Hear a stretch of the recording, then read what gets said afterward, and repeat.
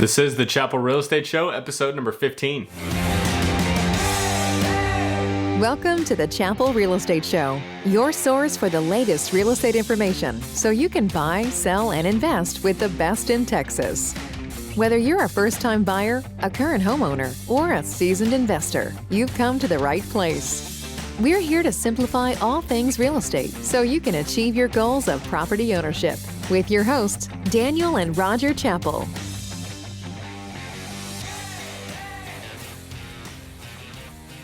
Thank you for tuning into the Chappell Real Estate Show, your source for the latest real estate information so that you can learn how to buy, sell, and invest with the best. I'm your host, Daniel Chappell, and I'm here with my co-host, Roger Chappell, today. And today's episode is a little bit less for the current residents of Austin and a little bit more for the people that have considered moving out here and are wondering what Austin, Texas has to offer. So most of our viewership and listeners are in and around the Austin area. So, hopefully you guys can get a little bit of value out of this as well. But mostly this is for those people that are looking at Austin and wondering what is the hype, why are people moving there, and should I? So stay tuned and we'll get right into the episode. So Dad, how long have you been living in and around the Austin area, and what can you tell us about your experience living here? Oh, that's funny. For this time around, I've been here a little over 5 years, but I also went to high school in Marble Falls back in the late 70s, early 80s. Yes, I'm dating myself a little bit. And that was in Marble Falls, Granite Shoals area. So we had a house on Lake LBJ.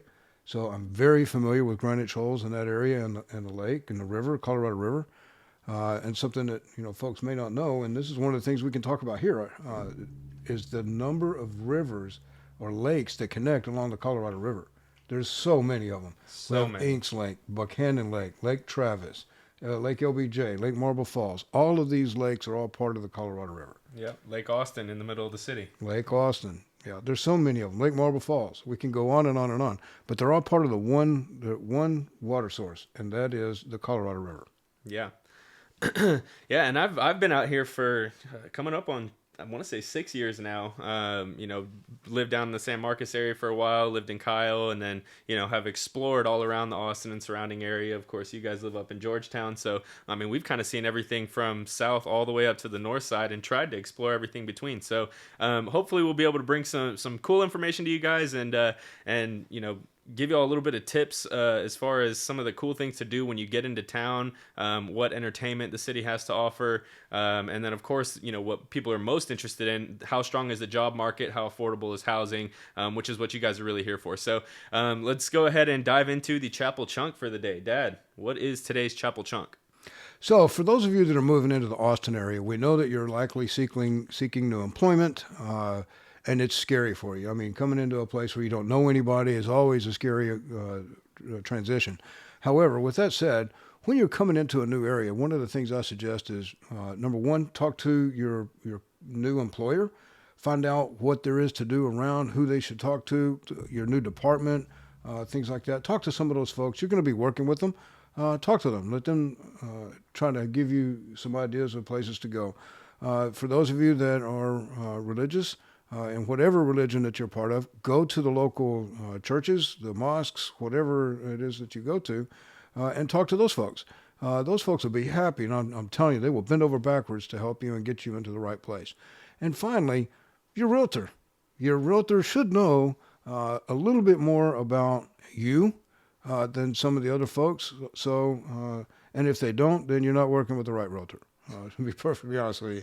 But I guarantee you, most of the realtors that I've talked to in this area are very familiar with Austin and will be more than happy to help you out. Yeah, absolutely. Well, thank you for today's Chappell Chunk. So let's go ahead and dive right into the episode and get to know Austin and kind of the basics of it. So where is Austin located? Well, Austin is in the central Texas area. And Dad, can you get a little bit more specific as to geographically where Austin is and what it has to offer that other parts of Texas don't? Yeah, so Austin is literally right smack dab in the middle of Texas. You go 3 hours southeast and you're in Houston, and you go 3 hours north and you're in Dallas, which is one of the reasons why your mom and I are here, of course. We have grandkids in two different places, Houston and Dallas. So for us, we're perfectly centrally located. It's the center of Texas, which is lots of hill country, lots of beautiful trees out here, and of course my sinuses are getting me for that today. Springtime, the pollen will come back and get you. And hey, born and raised in Texas, still deal with this every year. Oh, not just that. The cedar gets me every December. Oh, man. The allergies are the worst. So prepare for that. Talk to your allergy doctor. But that's also something really cool about Austin is we have some of the best allergy doctors in the country here in Austin. So, all kinds of treatment plans if that's, a deal breaker for you. So, what does Austin have to offer to the people that are moving here? Obviously, job market is one of the big things that are making people move here. Affordable housing, but what else does Austin have to offer? Lots of great things. Number one is the location. I just mentioned it just briefly. You're in the center of Texas, so you can get just about anywhere very quickly. It's within a 3-hour drive time. You can be in Houston or Austin. Houston, Dallas, even San Antonio is within 2 hours. It's an hour and a half from Austin, 2 hours from where we live here in Georgetown.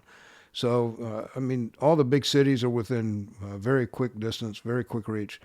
Entertainment. There's so much entertainment in Austin. It's not even funny. And it's not just Austin, it's the surrounding area. So I want our listeners to understand, we're not talking about Austin proper on everything. We're talking about Austin and the surrounding area. Absolutely. Let's go ahead and talk about that. So, Austin has a ton of entertainment, and it comes in the way of arts. It comes in the way of music. If you like to go out and party with your friends, there's a bar scene for that. There's, the outdoor life, as we already mentioned, the lakes and the rivers. If you like to paddleboard, kayak, canoe, just sit back and float the river, all of that stuff is available to you. So it's a very diverse place. And what's even cooler is that people love the weather here. So, despite the fact that it gets incredibly hot during the summer, we've got a pretty large stint of the year, maybe 8 months out of the year, where you can do outdoor activities like hiking and biking and swimming and like all that stuff, because it's hot most of the year. Well, how many months would you say are unbearable to do those kinds of outdoor activities? Oh, I wouldn't say any of it's unbearable. You just have to prepare for it. Yeah. So, being from Texas and having lived all over the state, I can tell you, you go up in the Dallas area, there's still a lot of outdoor activities. There's some lakes, lots of fishing up there in various lakes. There's lots to do up there as well. But there are a few hills. It's not the hill country. There's not the same trees and the same amount of trees and things like that. There's some different wildlife than what we see here. So, comparing those two particular areas, here in Central Texas, to me, is just, when it comes to the outdoor life, there's just so much more for me, personally. So, I like the parks. I love going out to the parks and going on the hiking and things of that nature. The rivers. Haven't been on the rivers lately. It's been a while since I've done that.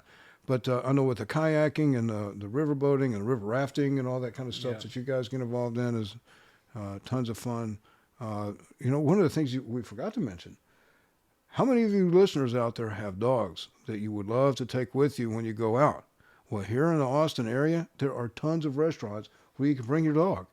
And your dog can sit outside and enjoy you don't have to leave your dog at home when you go out. Yeah. So that's a beautiful thing. That is a beautiful thing. And we're dog people. We have, there's 4 dogs running around this house. Oh, actually 2 of them are right here. I didn't even notice.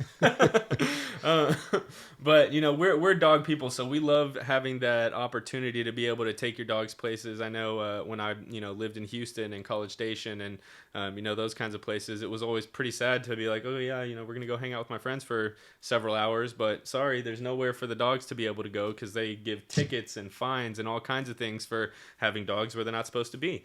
So Austin is a very dog friendly city, which is a phenomenal thing if you're a dog person. Some other things that Austin has to offer, downtown has a ton of different really, really great restaurants, fun locations to go out and, enjoy a drink with your friends.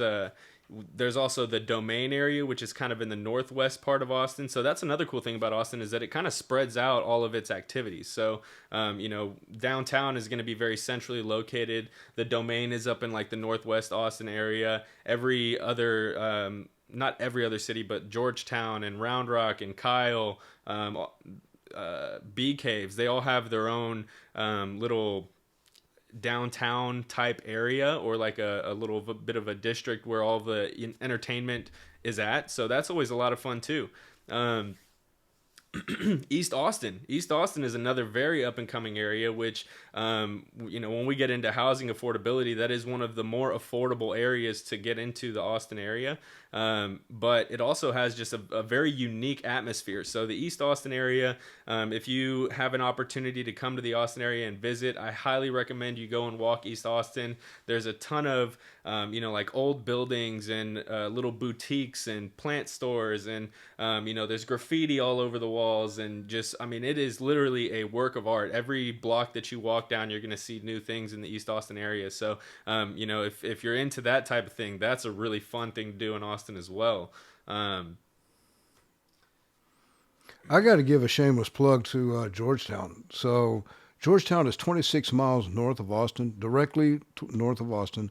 And this little town, we have what the former mayor used to describe as the best little square in the nation. And I've got to be honest, this square is Texas. So a lot of people imagine Texas being all these old buildings, and those of us who live here wearing cowboy hats and cowboy boots and riding horses to work and all that.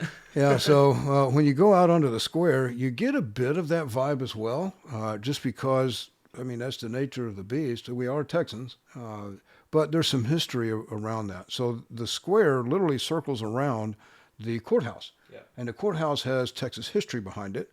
And not just that, the buildings that surround the square are all historical landmarks. So along with that comes a little story with each of the buildings. So there's landmarks throughout the square where people can go and read and learn about some of the history of the square. In addition to that, during the summertime, every Friday we have some sort of a going on down on the square. So you talk about entertainment, it's not uncommon for us to have somebody playing and singing, playing a guitar or singing out on the square, and people bring their coolers and their lawn chairs, and they buy food from some of the local establishments, and everybody just kicks out and has a beverage and enjoys the entertainment. When after the summer months are over and it gets to kind of cool down a little bit, we get into October, then we start doing what's known as First Friday. So that same thing will happen, but only on the first Friday. Then we have the lighting of the square during Thanksgiving. Absolutely gorgeous. It truly is a beautiful sight to see. We have the Christmas lights throughout the entire square, and we have this big caroling thing that goes on. And now, mind you, this was before COVID. Hopefully we'll get back to that by the end of this year. I think it'll be fantastic. Yeah, absolutely. Well, I'll tell you, the lights on the square, they're beautiful no matter what's going on. This past year, that's where I actually proposed to my fiance. So it is an absolutely gorgeous place, and I picked it for a good reason. Yeah, absolutely. Georgetown also has the Red Poppy Square. So Red Poppy, there's a story behind that. Red Poppy is a kind of a red flower, not quite a rose, that was brought over from France, and they were planted out here, and the things just took off. So usually in April, we would have the Red Poppy Festival. Mm-hmm. Well, that had been put off, of course, because of COVID. But the Red Poppy Festival literally is they shut down the square to vehicles, so it's only pedestrians. So we could go and walk around. They had all these different venues set up. People would bring in and set up a tent and showcase whatever art and craft that they have. All kinds of different booths were set up throughout the entire square. And then one corner was blocked off with a stage so that during the evening time we'll have various groups, country, rock, some of the 60s, 70s type style music, entertaining us on the square. And then there was always a headliner. There's been a number of them, Roger Kreger and Diamond Rio, and I don't remember, Tracy Lawrence, I think. So those are the kinds of headliners that they've had in years past, and hopefully we get back to doing that again very soon. I know a lot of people here in Georgetown, we're fed up with COVID. We're ready for COVID to go away. Oh, I don't think y'all are the only ones. No, I don't think so. So, let's kind of shift into what our listeners are really interested in hearing about, and that's going to be, the economy in Austin. What are the jobs that are out here like? What's the average household income? those types of things. So let's start with the job sector. So obviously that's one of the biggest things that's making people move here. So Dad, what are the biggest jobs that are drawing people to this Austin area? Well, first and foremost is the tech industry. Everybody realized very quickly, and we've seen it in real estate, a lot of our clients are coming here from California. And we can have this political debate about why that's actually happening, but the bottom line is these companies are relocating to Texas literally for tax benefits. They're not getting those benefits in California, and the weather here is so. I mean, let's put it this way: your mom and I moved here from San Diego, and now I love San Diego. It's a gorgeous city. That harbor, fantastic. Love the harbor. But the weather patterns there are very similar to here with a little bit of a slight difference. Here during the summers, it does get a little bit extreme, but the weather, generally speaking, is just like San Diego. We get a little bit more rain here normally than they do there. With all that said, a lot of these businesses are relocating here specifically for the tax benefits. So there's that going on. And we've got, just in the last year and a half, we've had Apple move here. We've had Google. Google's been here for a while. Amazon, of course, all their warehousing and things like that. So we have a number of businesses that have moved here, and that's just a few of them. There are other smaller tech companies that were startups at one point that nowadays are no longer considered what I would consider to be startups. They're doing quite well on their own. So they've relocated here. One of the biggest and most recent moves has been Oracle. Oracle opened up some of they moved their company here as well. And then Tesla, of course. Tesla, and what people aren't really paying attention to is that not only are these companies moving here, but the companies that service these companies are also moving here. So we're seeing a tremendous amount of growth, predominantly in the tech industry, but that's not all.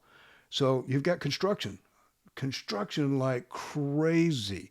So we've got folks coming here literally to help build our infrastructure, whether it's roads and bridges or the running plumbing lines and water lines or running electrical or actually building homes and buildings. So we have all of that going, and there's a lot of that going on everywhere. Yeah. I don't care where you go, it's there. On top of that, we also have this new Space Force. That's going to be, they've started a division here. I don't know if they're actually going to be headquartered here in Austin, but that is coming as well. And then, of course, Austin is the capital city. Yeah. So with a capital city, what comes along with that? Government jobs. So we have a ton of those here as well. Yeah, and then something I completely forgot is the university as well. We've got UT that provides a ton of jobs out there. So, there's a multitude of reasons why people are moving to Austin. Job force and a strong economy is one of those big reasons. So that kind of leads into the next thing. So according to austintexas.gov, the median household income in Austin is $97,600. So very strong relative to other parts of the country. That is a pretty high number. So let's talk about that for a second, Dad. How's that impacting things? Well, that's impacted a number of things. Number one, when you have that kind of income, typically anyway, families with that kind of income have a little bit more disposable income. So they can afford to buy the bicycles, they can afford to buy the kayaks, they can afford to have a little bit more free spending, if you will, to do these other things and entertain, which means, now we're seeing people that aren't so attached to their jobs to make that kind of money. They're making that kind of money so they can live. And we see a lot of that happening now. But along with that, too, also comes the housing market. So, and that's, what we do. So we understand that side of it much better than most. So what that means is, since we live here, especially in the last 7 weeks, we have seen a dramatic incline in pricing on our homes. So we list a home for, and I'm just going to throw some examples out there. We list a home for $300,000 because at the time we list it, that's what the numbers say we should do. The data says listed at $300,000, and then turn around and that house sells for $400,000 or $425,000, and everybody's sitting around scratching our heads like, what in the world? Why? So now the next worry is, okay, what about the loan? Well, now we have to worry about appraisal and all that kind of thing. People are bringing money to the table. So the buyers are actually bringing cash. So since they're bringing cash, they put money right back into their home. They're not worried about their payments or anything like that because they're putting so much down. They're not worried about appraisal. So what we're seeing is that over time, these home prices are literally going to go up. They are going up. And to me, it's an adjustment. So my opinion on this is that for many, many years, Texas has lagged behind true property values when averaged across the United States. So I think what we're doing now is we're playing catch up, and we're seeing that dramatic rise like right now. But I do think it's going to not plateau, but it is going to stable off here in the next few months. And the reason I say that is I think two things are driving that. Number one, of course, is simple math. We've talked about this before. Supply and demand. We've got no supply, we've got a ton of demand. Yeah. So everything that we're talking about here is bringing people here to buy homes. But we don't have any inventory. So without that increase in inventory, we're going to continue to see this kind of a market. The second thing are low interest rates. So until the Fed decides to raise the interest rates a little bit, we're going to continue to see a tremendous buyer pool. What I have seen decline is local moves. People are no longer in the same mood as they were a year ago about selling and moving locally. They're willing to hang on to what they have, do the remodeling on their current home, and just stay where they're at for the time being because there's no place for them to go right now. Yeah. So with that, again, we go back to jobs where we have more construction going on for remodeling, landscaping, and things of that nature. So it just kind of feeds itself. Yeah, absolutely. So, I mean, we kind of touched on this, but housing affordability. So, I think right now the average home price, and I'll have to double check this because I mean we talked about it on an episode prior. I think for the Austin metro area, it's around 380,000 was something like that, yeah, something like that. And then actual Austin proper, I think it was just over 500. So let's talk about how that household, the median household income of 97,600, how does that translate to housing affordability? How much can people afford when they're making this much money, and is it enough to be able to stay in the Austin area? That's a great question. I think 97.6, if that's the number we're going to use, that's one way.